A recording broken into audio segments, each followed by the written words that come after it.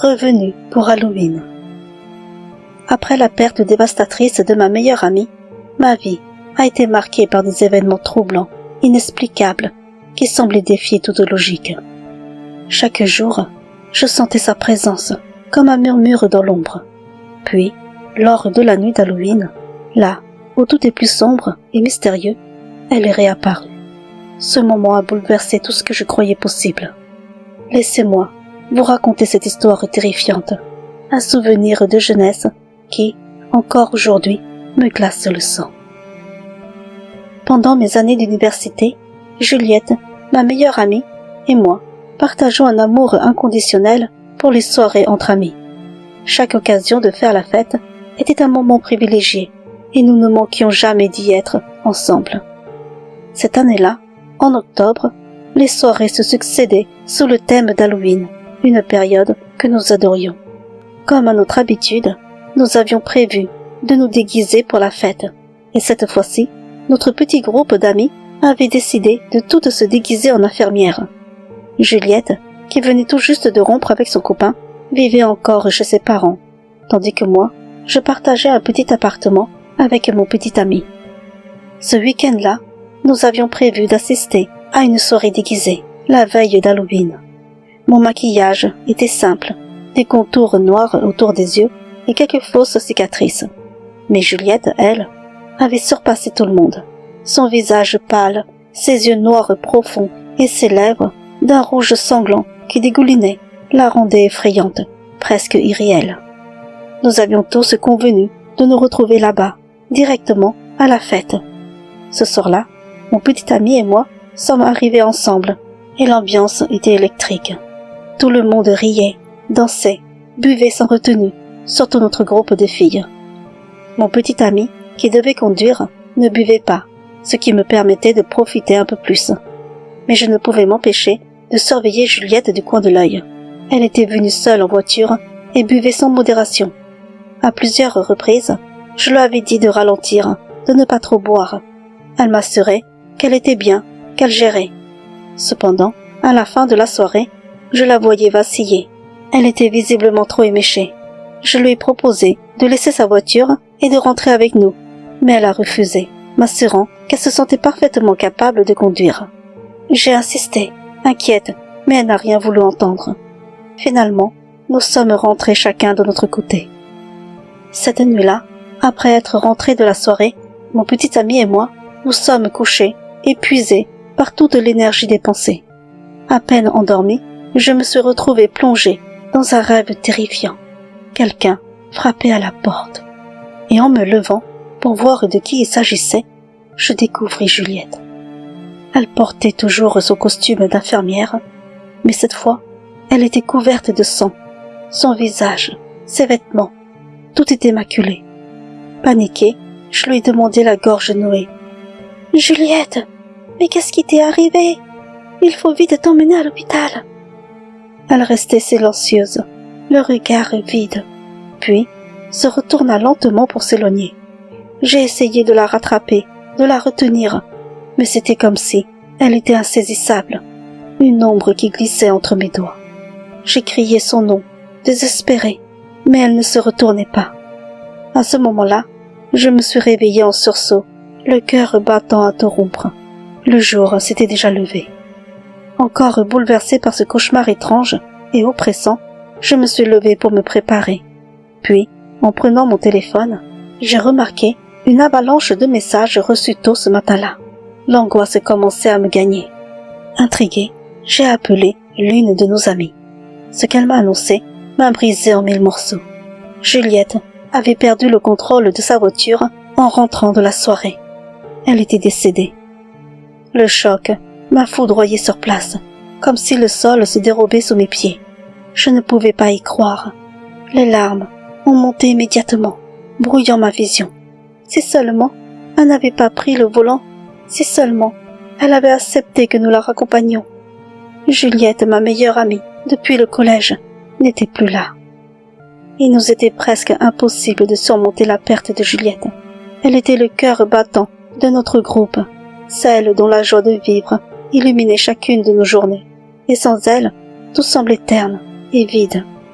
Imaginer qu'elle ne serait plus jamais là, que son rire ne résonnerait plus parmi nous, était insupportable. Le vide qu'elle laissait derrière elle était immense. Lorsque nous nous sommes toutes retrouvées à ses funérailles, le cœur lourd, c'était pour lui rendre un dernier hommage. La douleur et la tristesse étaient palpables.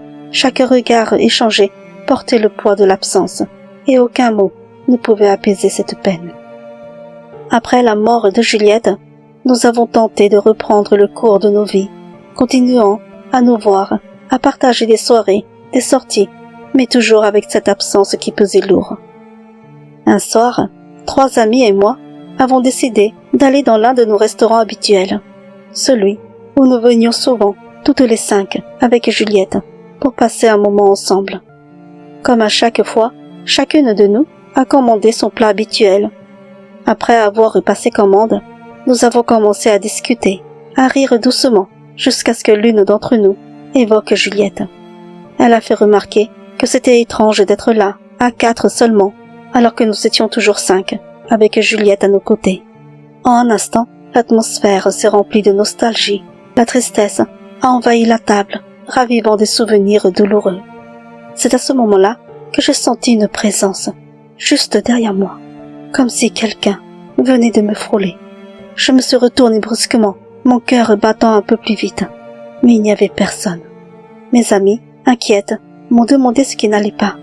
Je leur ai dit que j'avais cru que le serveur était derrière moi, prêt à nous servir, mais ce n'était pas le cas. Lorsque nos plats sont finalement arrivés, quelque chose d'étrange s'est produit. Il y en avait 5, alors que nous étions que 4. Ce 5e plat, c'était celui que Juliette commandait toujours. Nous avons appelé le serveur, pensant qu'il s'agissait d'une erreur. Mais en vérifiant la commande, il a confirmé que 5 plats avaient bien été notés. Nous étions stupéfaites. Un frisson glacé m'a parcouru l'échine. Nous avons mangé rapidement, en silence, sans toucher à ce 5e plat. L'ombre de Juliette planait sur la soirée, et l'angoisse s'installait lentement. En quittant le restaurant, une tension pesait lourdement dans la voiture. Le silence était oppressant, jusqu'à ce qu'une de mes amies murmure, presque tremblante. « Vous pensez que c'était elle ?» Nous nous sommes regardés, incapables de prononcer son nom. Mais au fond de nous, nous savions toutes ce que nous ressentions. À partir de ce jour, penser à Juliette me glaçait le sang. Chaque souvenir d'elle me laissait un frisson d'inquiétude. Un week-end, ennuyé à la maison, j'ai proposé à mon petit ami de sortir prendre l'air. Il était fatigué et préférait rester à la maison. Mais quelque chose en moi m'incitait à sortir, comme une force inexplicable. J'ai alors décidé de partir me promener, seule en voiture, promettant de revenir avec une pizza pour le dîner. J'ai pris mes clés et suis sortie, sans vraiment savoir où j'allais. Je roulais au hasard, mon esprit vagabondant, jusqu'à ce que mon regard soit attiré par une silhouette au loin. Une jeune femme semblait errer près d'un tronc d'arbre. C'est là que j'ai réalisé que j'étais arrivée sur le lieu de l'accident de Juliette. Elle avait perdu le contrôle de sa voiture et percuté cet arbre. Lentement, presque mécaniquement, j'ai freiné et arrêté la voiture, comme si quelque chose au fond de moi m'y obligeait. L'arbre avait été coupé, ne laissant qu'un tronc amputé, et la jeune femme que j'avais aperçue avait disparu. Je me suis retrouvée seule sur cette route déserte, l'air oppressant autour de moi. Alors que je m'apprêtais à sortir de la voiture, la portière, à peine ouverte, un courant d'air glacial m'a caressé le visage, me ramenant brusquement à la réalité. Mon cœur s'est serré, une vague de frissons m'a traversé, et je me suis soudain demandé ce que je faisais là. Paniquée, j'ai immédiatement remis le contact et fait demi-tour pour rentrer chez moi, le souffle court et l'esprit en ébullition. De retour à la maison, encore tremblante et désorientée, mon petit ami m'a demandé, l'air intrigué, pourquoi je n'avais pas ramené la pizza. Déconcertée, je n'avais aucun souvenir d'avoir parlé de pizza. Il m'a alors rappelé que je lui avais dit avant de partir que j'allais en prendre une. Pourtant, cela m'échappait complètement. Je me sentais confuse, comme si une partie de la soirée m'avait échappé. Ce soir-là, au lieu de la pizza, nous avons simplement réchauffé les restes du frigo, mais l'étrange sensation qui m'habitait ne m'a pas quitté. 3 jours plus tard, l'inexplicable s'est reproduit. Sans savoir comment, je me suis de nouveau retrouvée à l'endroit de l'accident de Juliette, comme si une force mystérieuse m'y attirait. Lorsque j'ai enfin repris mes esprits, j'ai immédiatement fait demi-tour, le cœur battant et l'esprit troublé. Ce jour-là, j'ai décidé de tout raconter à mon petit ami, lui confiant ces étranges événements qui me hantaient. Il m'a alors conseillé de ne plus penser à Juliette, convaincu que c'était mon incapacité à me détacher d'elle qui me conduisait à revivre ces moments.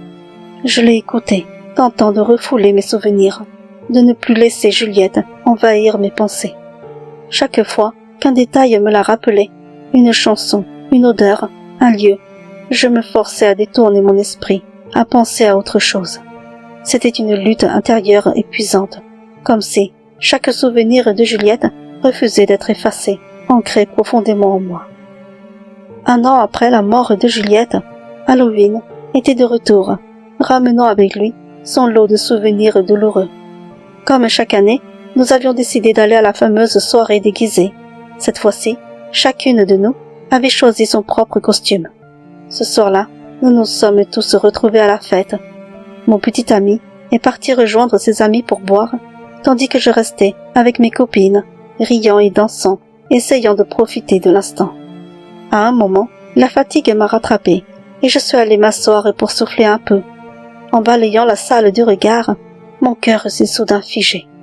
Dans un coin sombre, une jeune femme, en costume d'infirmière, était assise, seule.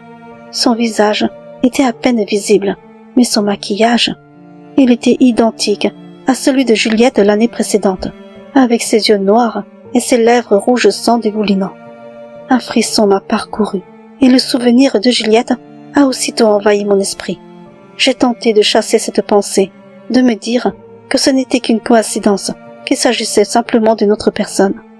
Je me suis forcée à détourner le regard, mais quand mes yeux sont revenus vers ce coin sombre, la femme avait disparu. Une vague d'inquiétude m'a traversée et j'ai scruté la foule pour essayer de la retrouver, en vain. Mes amis m'ont alors rejointe à table et nous avons commencé à boire, portés par l'euphorie de la soirée. Mais, tout à coup, en tournant la tête, je l'ai revue, cette même femme en costume d'infirmière, assise à nouveau, seule dans son coin, immobile, comme une ombre qui refaisait surface. Mon cœur s'est serré. C'était comme si Juliette était là. Elle était là, immobile, comme figée dans le temps. Et pourtant, personne ne semblait la voir. Une de mes amies m'a demandé « Mais pourquoi tu fixes ce coin sombre comme ça ?» D'un souffle hésitant, je lui ai répondu « Tu la vois ? La fille là-bas, assise, en costume d'infirmière. » Elle a suivi mon regard, scrutant l'endroit que je désignais, avant de me répondre, un peu amusée. « Mais de quoi tu parles ? Il n'y a personne en infirmière. T'es sûr que t'as pas trop bu ?» Mon cœur s'est serré. « Tu ne la vois vraiment pas ?» ai-je insisté, presque désespérée. Elle a regardé de nouveau et m'a répondu, perplexe. « Non, je te jure, il n'y a personne en infirmière dans ce coin. » Pourtant, la jeune femme était toujours là, parfaitement visible pour moi, immobile et silencieuse. J'ai alors demandé à une autre amie, espérant qu'elle la verrait. « Dis-moi, tu la vois, toi ? La fille là-bas, en infirmière ?» Elle m'a regardée, surprise, avant de secouer la tête. « Mais où ça ? Il n'y a personne habillé en infirmière. Tu es sûre de ne pas halluciner ?» Je ne comprenais plus rien. Pourquoi étais-je la seule à la voir ? Était-ce vraiment mon imagination qui me jouait des tours ? L'angoisse commençait à monter en moi, et soudain, je n'avais plus aucune envie de rester à cette soirée. J'ai rapidement rejoint mon petit ami et lui ai dit que je ne me sentais pas bien, que je voulais rentrer. Il a hésité, visiblement pas prêt à partir, mais devant mon insistance, il a fini par accepter. Nous avons dit au revoir à nos amis et sommes sortis. Alors que nous traversions le parking, nous dirigeant vers la voiture, mon cœur a brusquement accéléré. Elle était là, de nouveau. Cette même jeune femme en costume d'infirmière, immobile, à côté d'une voiture, les yeux rivés sur moi. Une vague d'angoisse m'a submergée. Tremblante, j'ai demandé à mon petit ami. « Tu la vois, là-bas, à côté de la voiture, la fille en costume d'infirmière. » Il a jeté un œil dans la direction que je lui montrais, l'air confus. « Quelle fille? Il n'y a personne. » Un frisson glacé m'a traversé. Si personne ne la voyait, elle ne pouvait pas être réelle. Cette pensée m'a terrifiée.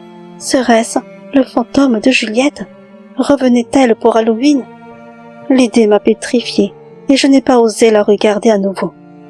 J'ai pressé le pas, mon cœur battant à tout rompre, fuyant cette apparition aussi vite que possible. Depuis cette soirée, quelque chose en moi a changé. Je n'ai plus supporté l'idée de retourner dans les lieux où Juliette et moi avions tant partagé de moments. Ces endroits, autrefois emplis de rires et de souvenirs, étaient désormais lourds de son absence. J'ai commencé à m'éloigner de tout ce qui me rappelait d'elle, laissant les souvenirs s'effacer doucement, comme pour me protéger de cette douleur constante. Petit à petit, son fantôme, qui me hantait si intensément, a fini par disparaître de ma vie. Mais avec lui, c'était aussi une partie de Juliette que je laissais s'éteindre. Aujourd'hui, malgré le temps qui a passé, son nom reste prisonnier de mes lèvres. Chaque fois que je pense à elle, une vague de frissons me traverse, comme si ces événements terrifiants étaient encore tout près, prêts à ressurgir. Les années n'ont pas effacé la peur ni la douleur, et les souvenirs demeurent vivaces, nichés dans un coin sombre de mon esprit. Juliette n'est plus là, mais l'écho de sa présence me hante toujours, laissant derrière elle une sensation étrange et glaciale, comme si elle ne m'avait jamais vraiment quitté.